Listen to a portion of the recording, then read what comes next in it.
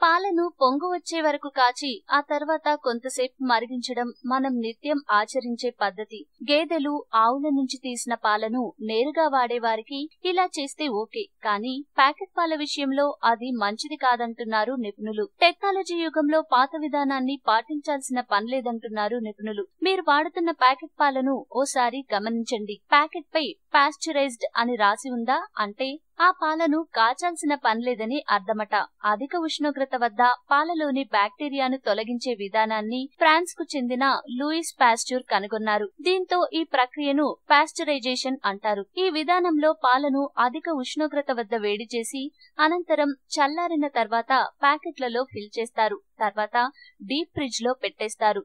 దీంతో పాలు తాజాగా ఉంటాయి. రైతుల నుంచి సేకరించిన పాలలో బ్యాక్టీరియా ఉంటుంది. వీటి వల్ల పాలు ఎక్కువ సమయం పాటు నిల్వ ఉండకుండా పాడైపోతాయి. అందుకే సేకరించిన పాలను ముందుగా డైరీ ప్లాంట్లలో పాస్చరైజేషన్ చేస్తారు. ఒకప్పుడు ఏమో గాని ఇటీవలి కాలంలో ప్యాకెట్ పాల వినియోగం భారీగా పెరిగింది. మరీ ముఖ్యంగా నగరాలు, పట్టణాల్లో భారీ సంఖ్యలో ఈ పాలనే వాడుతున్నారు. గేదెల నుంచి నేరుగా తీసుకున్న పాలలో హానికారక బ్యాక్టీరియా తొలగిపోవడానికి పచ్చిదనం పోయేందుకు కాచడం అనివార్యం. అదే పాస్చరైజ్డ్ ప్యాకెట్ పాలను మన ఇంట్లో కంటే ఎక్కువ ఉష్ణోగ్రత వద్ద వేడి చేస్తారు. సో వాటిలో బ్యాక్టీరియా ఉండదు. పాస్చరైజేషన్ విధానంలో 161 డిగ్రీల ఉష్ణోగ్రతలో వేడి చేసి చల్లబర్చడం వల్ల వాటిని ఫ్రిడ్జ్ లో ఉంచితే 2 రోజుల పాటు నిల్వ ఉంటాయని, తిరిగి వాటిని కాచడం వల్ల ఎక్కువ సమయం పాటు నిల్వ ఉండవని నిపుణులు చెప్తున్నారు. అంతేకాదు చాలా మందికి సరైన పద్ధతిలో పాలను కాచడం తెలీదని Indian Medical Academy Mumbai, Pune నగరాల్లో